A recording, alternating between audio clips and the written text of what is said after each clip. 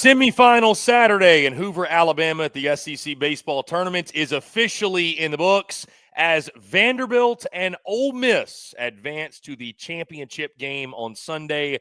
Vandy beating Tennessee 10-0 in 7 innings, and Ole Miss shutting out the LSU Tigers by a final score of 2-0. We are here recapping and breaking down all of the action from Saturday in Hoover. Guys, as always, I am Chris Phillips, joined by Harrison Fant. Appreciate each and every single one of you tuning in. As always, make sure you like, subscribe, turn notifications, check us out via podcast. Wherever you get your podcast, you can also find us across all social media platforms, as well as our website, secunfiltered.com. And guys, as always, we're brought to you by our friends over at FANDUEL. Visit FANDUEL.com/SECU to join today and get started with $250 in bonus bets when you win your first $5 bet. Once again, that's FANDUEL.com/SECU to get $250 in bonus bets today.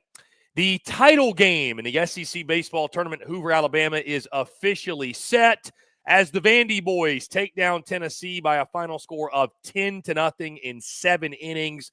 And Ole Miss beats LSU 2-0. It'll be Dores and Rebels on Sunday in Hoover. But before we get to that, going to recap all the action from Saturday and break everything down. Guys, as always, I'm Chris Phillips. I'm joined once again by my good friend, Hoover fan, Harrison Fant. He's essentially a Hoover fan at this point. He was in Hoover last night, what I was trying to say. Harrison Fant joins me once again. Hoover Fant's not a bad nickname for you, though, at this point. Not bad. 2 years in a row. And I was in Hoover about 3 hours ago. So I rarely make myself laugh on this show, but that was actually pretty funny. Hoover Fant. I might just start calling you that from now on. Anyways, Harrison, appreciate you taking the time. Obviously, you getting back today. We're at the game last night. I'm a little jealous, but either way, let's talk about the action, what went down today. Let's start with the first game. Again, you and I were talking a little bit off air, and we'll spend some time end of show giving sort of a brief preview of what we're both expecting tomorrow. By the way, championship game has been bumped up. In case you guys missed that, it is now a noon Central Time, 1 o'clock Eastern Time first pitch. Of course, due to some projected inclement weather in the area, it's only fitting that the final game be affected in some way by weather. But either way, we know, Harrison, it's going to be Vandy and Ole Miss. And you look at the first game, Vanderbilt taking down Tennessee. This was a game that got started at 10 a.m. local time. And I'm taking nothing away from Vandy when I say this, Harrison. But I'm not sure if the Vols got the memo that the game started earlier today. Because, I mean, it was just pure domination from the jump. I mean, Cody Bowker, what he did, 4 innings pitched, 3 hits, no earned, 9 strikeouts. It was very similar to what Cade Anderson did last night, where I believe he had 7 or 8 strikeouts in his first 3 innings. I mean, he was dominant. And then Connor Fennell, straight up dog. I'm sure you saw the clip of Connor Fennell where he's like sitting there and Andrew Fisher calls for time. Fennell, like the psycho pitcher move, is just on the mound, just waiting, just waiting on him to get back in the box. Next pitch, gets the ground out. He's like looking at him as he walks off the field. I love that. I loved it too. I loved it too. And it kind of, I thought that was a microcosm from the standpoint. I guess it's, maybe this is low-hanging fruit, a little bit lazy by me, but it to me felt like Vandy played with a different level of intensity today. Like I was surprised by the fact that Tennessee just, it felt like they were a little bit of a no-show. Again, you give the credit to Bowker and Fennell for, I think, when you have that kind of pitching performance, it can make it appear that way. But, this was our concern for the Vols, Harrison. When you and I talked about this game and many of us talked about this matchup, you knew that Tennessee was going to have to turn to a Tegan Coons and probably have like a bullpen day and figure it out. And Vandy was obviously at a huge advantage, being able to stay within their weekend rotation, go Bowker. And, I mean, that's just exactly how it played out. And they win via run rule, which I think was one of the more surprising parts of the game. Yeah, absolutely. I think it was the biggest part of the kind of synopsis of the game was because obviously Vanderbilt took the series during the season too, and only lost 1 game to Tennessee this year, and it comes in the regular season matchup, but not here in Hoover, and they came in with authority. It felt like, and we were both super high on Vanderbilt coming into the postseason and coming into the SEC tournament about going deep. We both had them in the championship game, both had them losing the championship game, but in the championship game, nonetheless. Both of us, I believe, we had them beating Texas, though, not Tennessee. But I wouldn't say Tennessee sleptwalked into the game. It felt like they were playing on their heels a little bit. And Vanderbilt was just pressing on them the entire game. I thought the at-bats, we talk about a lot about the offense, about how much of an adjustment they've made, how big of a jump that they've made. And it just feels like they're so much more aggressive within the zone.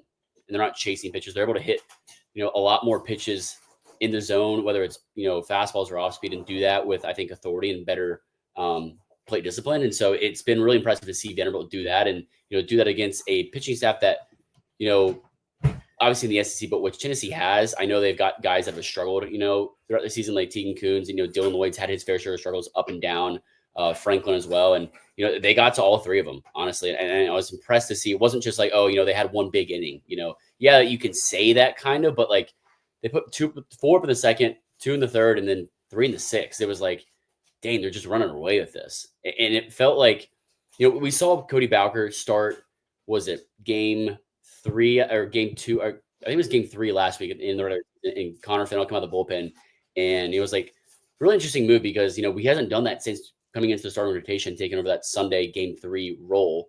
But, they do it again here. And I think more of it was just predicated on, when I talked to Jay Johnson yesterday after the game, LSU's win, about kind of their pitch count situation, how they wanted to, keep Cade Anderson underneath the pitch count, which was actually supposed to be 50 pitches, by the way. It was not 50 pitches. And then Anthony Einstein, get him his reps in and obviously keep him on schedule, but obviously a pitch count for him as well. And he was obviously under that, but they wanted to have the flexibility of next week what to do. I think that was the same thing here at Vanderbilt. So, they can either put, Bowker or Fennell in that game 2 slot, depending on what they like better matchup wise, maybe with, their arsenals or whatnot, because you don't know no one knows who they play yet. But just the offensive, kind of explosion from Vanderbilt is what's been the most impressive, I think, for me throughout the past few weeks. And I say that because we've been so accustomed to just getting dominant pitching from them in the starting pitching role. Obviously the bullpen, they didn't really have to use the bullpen technically because, Fennell's a starter, but, you use Sawyer Hawks and Miller Green traditionally, they use them earlier in the postseason tournament so far here in Hoover, but it was just all around. It felt like Vanderbilt was just ready to play. And, I don't want to say wanted it more, but just took it. They just went out there and took it. Yeah. I mean, it's, like you said, it gets tricky when you start to question, or when you start to try to figure out who wanted it more, or the intensity, or like you said, using the whole slip ball thing. But we all watched the game, and it just, to me, looked like Vanderbilt was out there playing with a different level of intensity. Maybe Tennessee ran out of gas a little bit. I don't know. But, man, Vandy just from the jump. And you mentioned, Harrison, I think as a Vandy fan, what's got to really excite you, everybody in the lineup got a hit. 13 hits. It came from everyone. The entire starting 9 recorded a base hit. By the way, Harrison, they just showed a graphic because I do still have the telecast on. Vandy becomes just the 3rd team in SEC tournament history to score 10 or more runs in a game without an extra base hit. They did not have an extra base hit all day. That's just crazy. Singled them to death. And everyone scored except for 2 guys on their team in the starting 9. Just singled them to death. So hey, death by 1,000 cuts. By 1,000 cuts. I'm not surprised, Harrison, that Vandy won the game, whether it was going to be Tennessee as their opponent, Texas as their opponent, whoever it was, because of the way Vandy's been playing of late, and they're so red hot. And I think we're seeing that from the team they're going to play, who we're going to talk about in a second, Ole Miss. And also, too, you and I both felt like Vanderbilt was a team coming in that the pitching set up really, really well for them. Obviously, starting the weekend later, being a top 4 seed, being able to just use their weekend rotation. Obviously, it's set up that way. Again, it's just the matter in which it happened, coming via run rule, obviously, and for the Vols, listen, this has been their MO from the standpoint of these game 3 struggles. It's not the first time we've seen, this was their 3rd game there. It's not the first time we've seen Tennessee, in a 3rd game of any capacity, whether it's just a normal weekend series or this 3rd game, struggle when they have to go to Tegan Coons. And it's just a bunch of different guys that they're trying to figure it out. And, it snowballs on you. And I thought it just snowballed on Tennessee today. The one thing I would say offensively for them, this is taking nothing away from Cody Bowker, I just felt like Tennessee missed a lot of fastballs. He was on, don't get me wrong, and he's got kind of like that low that low release slot, that low 3/4 release slot. So the ball really runs, and he can make really it. unique. He can kind of make it rise a little bit. It'll go down and away, just depend on the slot. But I mean, Harrison, early in the game, there wasn't a whole lot of mystery of what was going down. He's just pumping fastballs by him. That was, and you have your days where you're missing. Don't get me wrong, but that surprised me a little bit. But all in all, I mean, Vandy, when you get the kind of pitching performance that they got from those two guys, and that's, you and I talked, right? They've been hot down the stretch, number one. But number two, and one of the reasons they've been hot, I mean, when you got arms like they do, you're going to have a really, really good chance to go far in any kind of tournament play. They are built to win in a tournament style, and that's exactly obviously what happens. Again, the only surprising part for me, Harrison, the run rule aspect of it, I didn't expect it to be quite as lopsided, but again, that's exactly what happened. I mean, it was a dominant performance. And also, too, by the way, we have to mention this, Harrison, because this was a game of momentum. What helped fuel the momentum for Vandy in the second inning? More defensive miscues. I mean, Dean Curley, I hate to pick on the guy, but Dean Curley, back-to-back innings, actually, he has the defensive miscue where he's trying, and I respect it. You're trying to make a play, but you can't glove flip the ball over the first baseman's head and give up extra bases and give up extra runs. And then literally the next half inning, they're down 7-0, Harris. Or maybe that was the third. Yeah, that was the top of the third. Yeah. They're down, or top of the fourth, whatever it was, because they're down 7-0. And he gets either a walk or base hit, and the next guy gets a hit. And I get it. He's trying to be aggressive, and I feel like everybody's picking on Dean Curley for whatever reason. I'm including Tennessee fans in this because they were all over him on the timeline. But you're down 7-0, and you're trying to take home on that ball that squirts away. And, yes, it took a perfect throw to get you, but they delivered a perfect throw, and you were out, and it just killed any chance at momentum you had. So it's just still little things for Tennessee that I feel like are haunting them more than anything. Yeah, and I don't mind the aggressiveness there. I really don't. You got to make some kind of spark, some kind of energy, some kind of, momentum shift. I don't mind that at all. Glove flip, I don't mind as much as a lot of Tennessee fans probably do, just because that's the only way you're going to get them out. And, like, I've seen so many guys make that play before. And I'm not saying it's a routine play. I'm saying that, like, he feels like he can make that play, and that's why he went with that. But, like, that's just a, bang, bang kind of reactionary play that just, stuck in his glove a little too long. It just sucks. That just happened, I think, more so than anything. But Vanderbilt did capitalize, but I don't put too much blame on him for that. I mean, that's just – I will say this, that any second baseman in the SEC is going to make that play. He's going to attempt to make that play the same way. I'll stand on that. Well, I'll just say this. I don't mind it, obviously. I'm not disagreeing with you, but as you get into next weekend, I would just say to Dean Curley, hey, be you, but you better make sure that even if you don't make the play, you can't cost us a run. Or, again, it's because it'll end your season. And people have asked him if I tell him pressers. He goes, I'll go to war with that guy. He goes, I'm sure he will, but he literally put his water down. This is the quote. He puts his water down, puts the cap on. He didn't even take a sip of it. He went up and put it down. He goes, ride or die. Yeah, I mean, I'm sure he will. It's just you got to be smart. You just got to be smart. That's all it is. You got to be smart. Those have been the things maybe that he's trying to do a little too much. A little too much. Those have been the things that have been haunting them a little bit. That's all I'm saying. Again, we're not going to overreact to, certainly as we talk about the next game too, we're not going to overreact to what it means for them. We'll see where Tennessee goes. Obviously, we'll find out on probably tomorrow. I guess we're going to find out there. I would assume Tennessee's hosting at this point. They did what they needed to do. I believe so. But, to touch more, like one more thing on the Vandy side of it, it's like you're putting pressure on Tennessee, throughout the entire lineup, but you're putting, pressure on them in the bottom half of the lineup. We said everyone got a hit. You have 3 RBIs in the 8 and 9 hole combined. That's because the guys in front of them are getting on, but then you also have the guys on top of the lineup like Rigdon and Nelson, who both have multiple RBIs in the game because those guys in the bottom lineup are getting on. It's just you're flipping the lineup over. There's no gaps in there, which puts a lot of pressure on the other team's defense and pitching, and it really got to Tennessee. We saw. Indeed. Again, Vandy wins 10-0, a dominant performance, run rule in 7 innings. I expect them to throw Austin Nye probably tomorrow.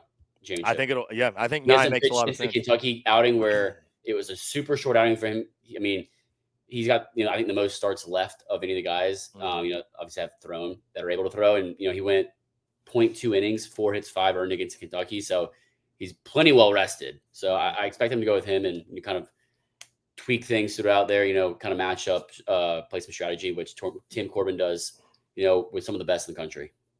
Will be a pair of hot clubs, no doubt, Harrison, because as we move to the second game of the day, bit of an upset here. Ole Miss beats LSU by a final score of 2-0. And again, Harrison, not only is the result surprising, but the way in which it happens. LSU is shut out for the first time this season. And I believe the number is LSU has played 145 games, just under 150 games in Hoover and SEC tournament play. It's only the third time they've ever been shut out in the SEC tournament. And again, it's the first time all season for the LSU Tigers, which we know that obviously at times the lineup's gone cold. I've mentioned that many times. It's what scared me about them at times, but it's also been a lineup that when it's been good, it's been one of the best you feel like in the SEC. And I mean, Ole Miss, Harrison, I want to rattle off some numbers here for you. I was talking to one of my good friends that covers Ole Miss just before we jumped on. I don't feel like we should be – Ole Miss is obviously on a heater, but we shouldn't be surprised how they're winning and how hot they are. Harrison, this Ole Miss team, because of their pitching, I would say more than anything, 36-0 this season after leading after 6 innings. 36-0. Leading by the bullpen has been insane. Their bullpen has not given up a run the entire SEC tournament. 11 1/3 innings, I believe it is. Haven't given up a run, and they were dominant yet again today. I mean, dude, you look at the numbers again. Ole Miss, absolutely fantastic. It started on the bump. They set the tone. Townsend was great. Dennis obviously gets the win. He was great in relief. McCausland, Spencer. I mean, it's just dude after dude after dude after dude. And they shut down a pretty potent LSU lineup for what it's worth.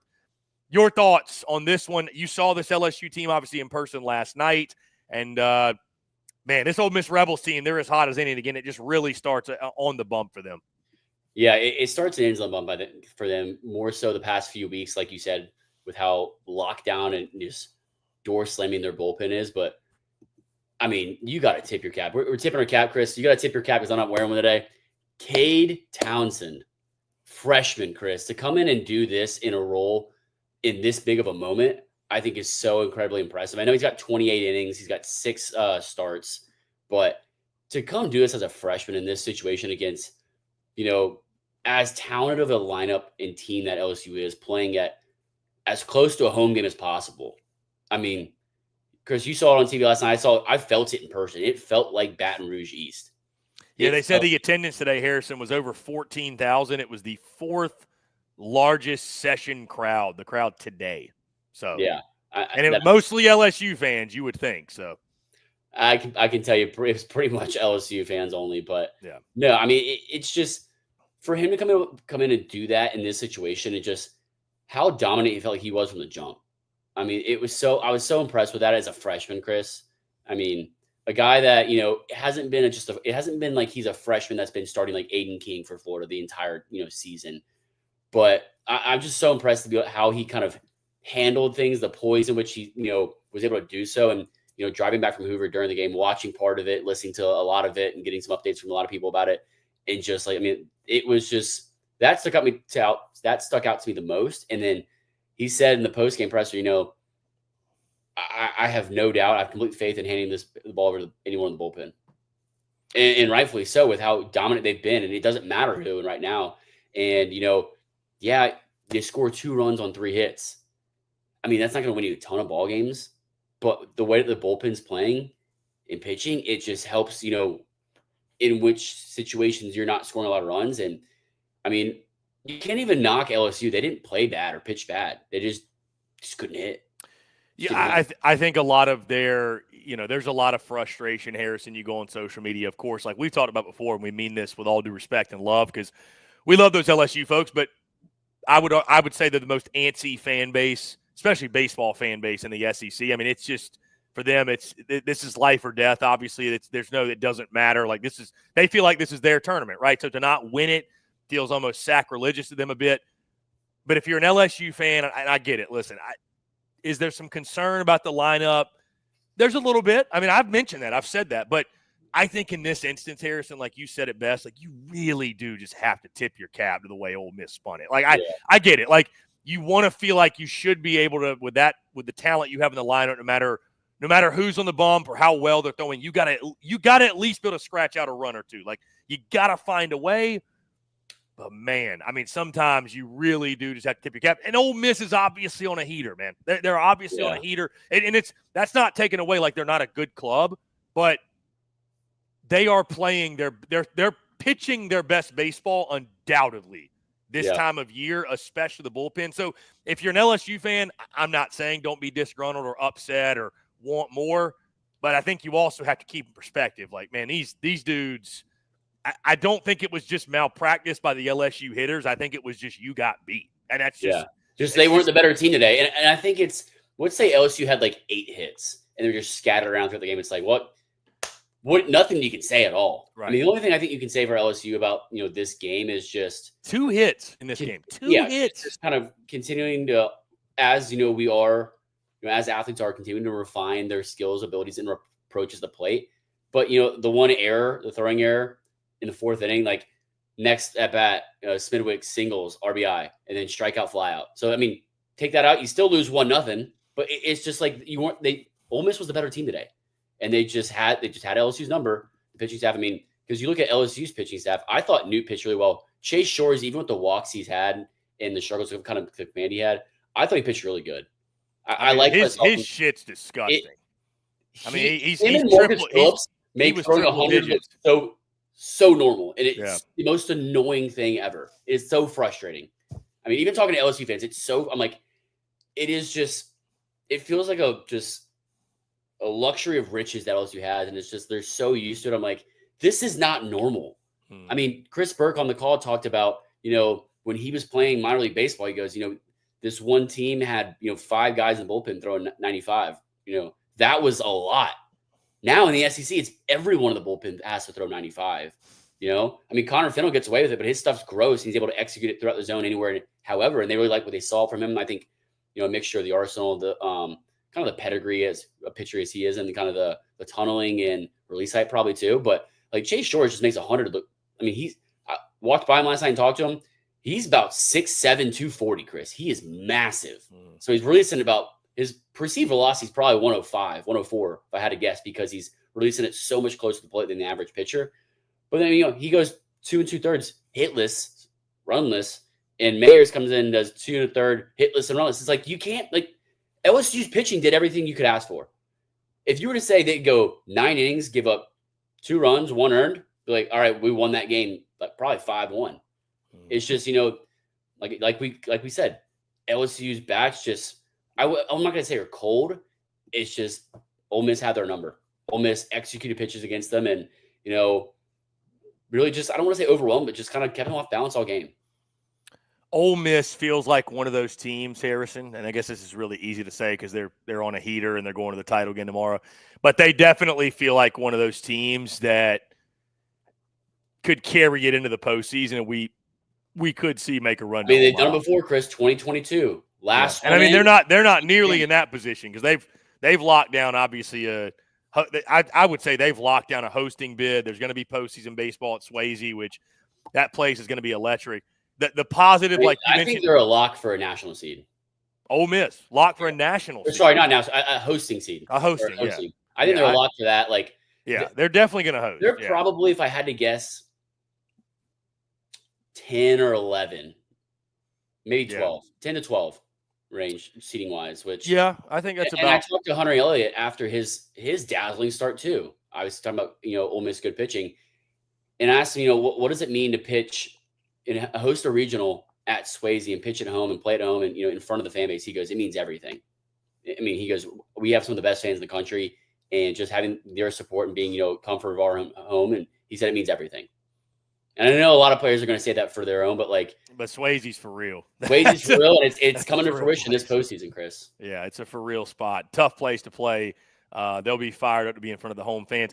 You mentioned, Harrison, I think a positive for LSU, if you're trying to find positives, I know there weren't really hardly any in the lineup because you got shut down. I mean, the only 2 hits coming from Aaron Beatty, your catcher, and Chris Stanfield. Your 8 and 9 guys, ironically enough.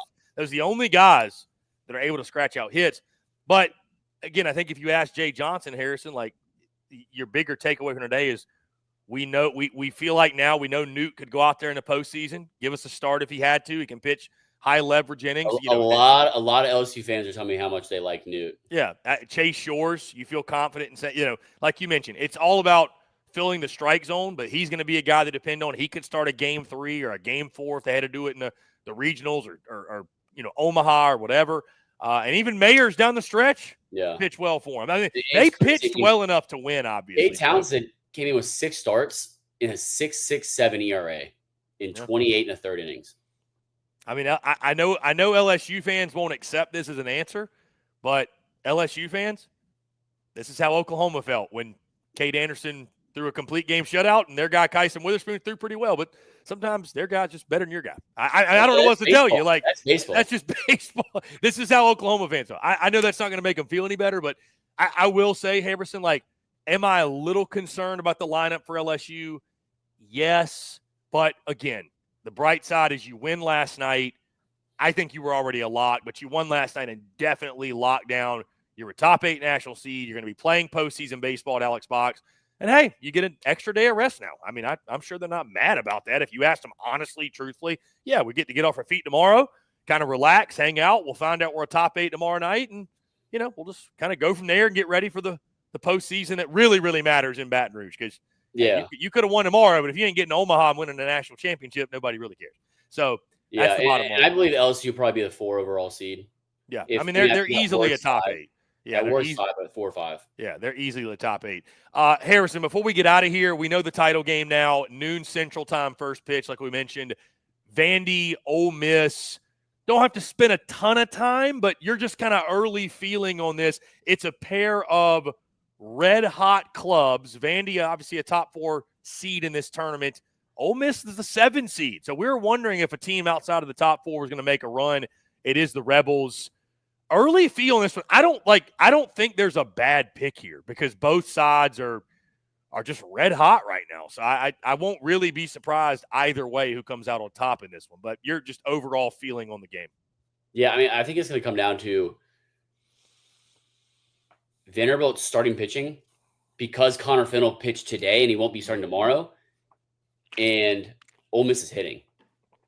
So that's what's going to come to the decision maker for me is, I assume, like I said, I assume Austin Nye is probably going to start for Vanderbilt. I don't know who Ole Miss would start necessarily. I'm trying to think. I mean, maybe Mason Nichols. I think he'd probably start. I mean, it makes the most sense to start him, but the way that their bullpen's pitch right now, but I'm taking Vanderbilt's offense right now over Ole Miss's.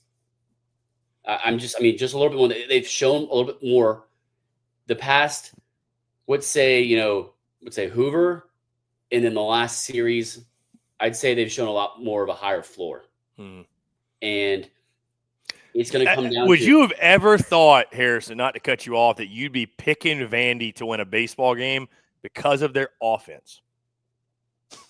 Yeah, but it would be like once the entire year. It's just like hearing you say that, I'm like, man, we've come a long way. But you got to think, Ole Miss is going to show up. They're going to pull up and show up for this. I don't know how much Vanderbilt is. So you're going Vandy. I'm going to go Ole Miss. Not to just be contrarian to you. I just think Ole Miss is red hot, dude. I mean, the key is obviously for them going to be, can they get to the 6th inning with a lead? Yes, and that's the thing. Like, I mean, they had, let's say realistically, I know Ole Miss fans aren't like this. Let's say realistically, they had one swing of the bat that was a solo shot, and then you score an RBI after an error. Mm-hmm. I like the way that Vanderbilt's bullpen matched up right now. You didn't have to use Miller Green or Sawyer Hawks. I mean, you get Austin Nye, let's say he goes 4. You get a guy that goes 1 inning, and then you get, Miller Green and Sawyer Hawks to finish the rest of it, and you probably got 3 runs. And hopefully you get him on a starter because you probably ain't going to get him on Ole Miss's bullpen. I think whoever has the lead, Chris, going into the 7th, after the 6th inning is going to win. Yeah. I think that's fair. I mean, it's just like it's going to be like a 2 or 1 run lead, and that's just going to stay that way. Yeah. I would expect Harris another low scoring game, honestly. I know Vandy's offense exploded today, but I'm going to go 4-3. Yeah, I think it's going to be a low scoring game. I do. I think both pitching staffs are feeling it right now. I know you're having to go some different guys, but I think both staffs are feeling it. Both staffs are pretty deep. I think that's one of the biggest reasons they're both in this position. You are right, though. I do like the way Vandy swings. I don't know, man. I'm just kind of buying into Ole Miss right now. I just think they're red hot. It's fair. I'll go with the Rebels. But I will say, you and I both had Vandy in this spot. So neither one of us got the lower bracket right, which, I know. you know, Ole Miss was the harder one. We said it was the harder bracket to pick, I think, for sure. But we'll have to go back and look and see who got the most picks right for it, though. And to pick them. No doubt.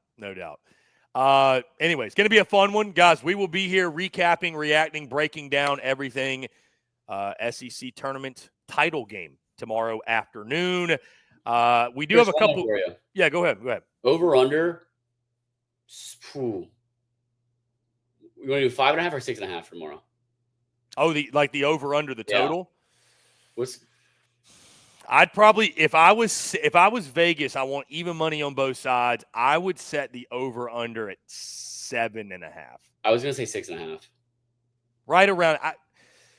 It's so tough to say because college baseball games can get sideways so quick. I mean, I do think it's going to be a lower scoring game, though. I really do. If it's 7.5, I'd go under, but 6.5 is like right at that. Yeah, it's tough to say. I want to get into a couple questions, Harrison, before we get out of here. Blake Jolly makes a good point. Ole Miss leads the country in quad 1 wins. That is really impressive when you think about it. Ole Miss has been, I don't want to say they've been quietly really good, but they kind of have because some of the up and downs. Season of that Auburn series win. Yeah, they did. Gray Simpkins, if Ole Miss wins tomorrow, are they a top 8 seed? I don't think they can jump that far when we were just like 3 days ago talking about them. Are they even going to host? 13.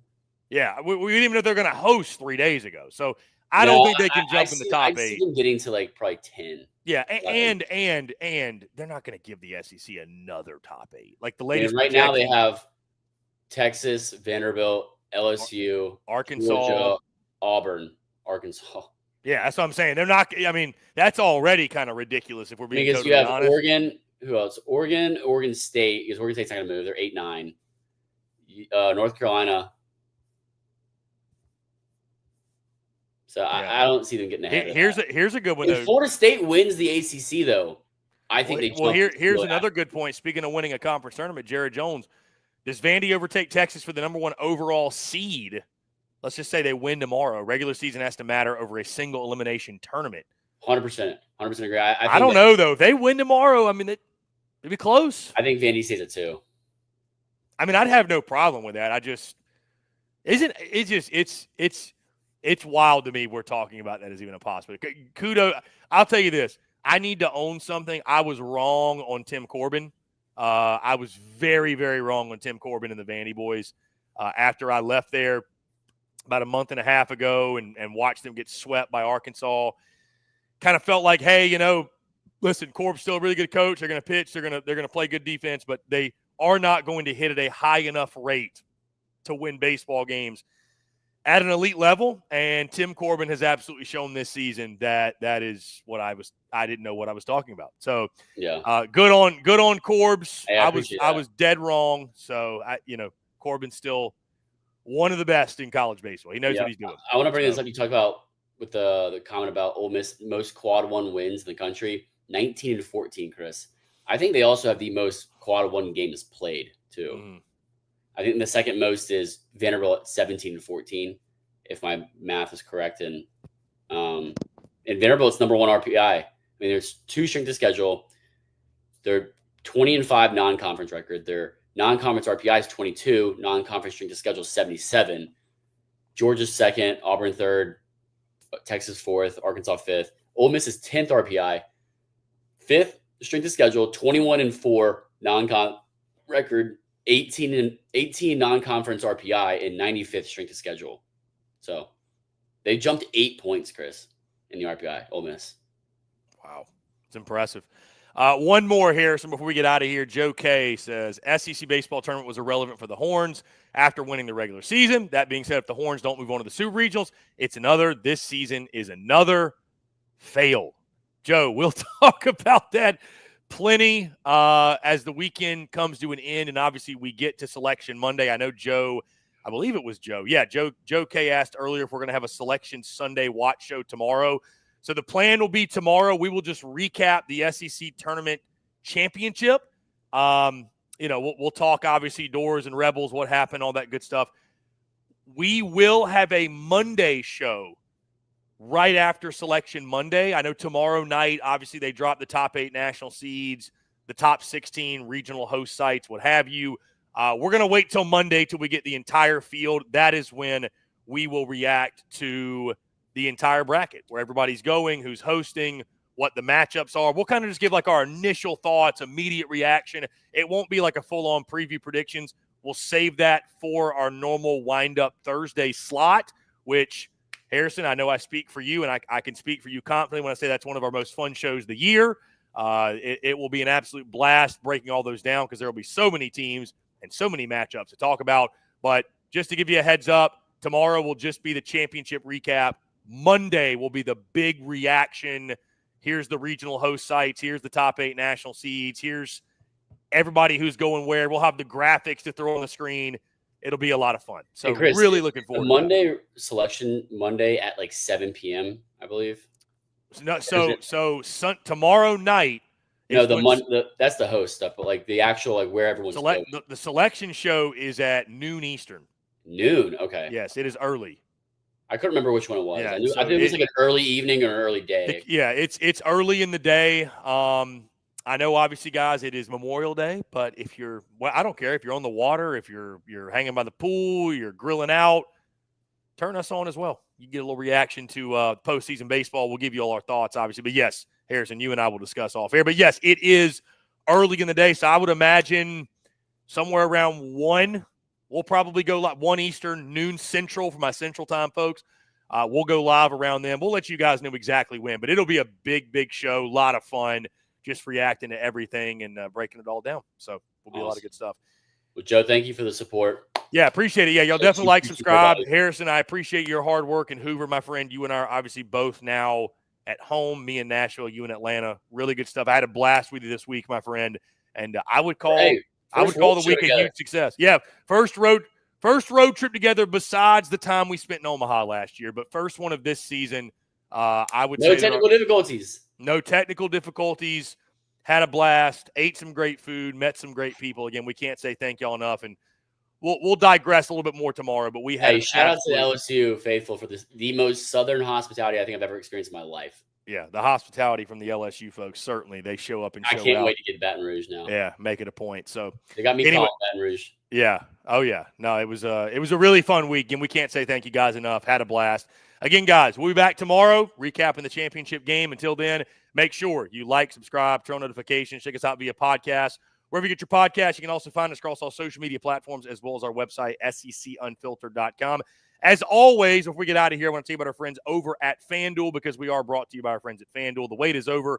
Baseball season is finally here, and you can start the season strong on FanDuel, America's #1 sports book, because right now, FanDuel celebrating the return of baseball by giving new customers $250 in bonus bets if your first $5 bet wins. FanDuel's got so many ways for you to get in on the action, from hits to steals to home runs.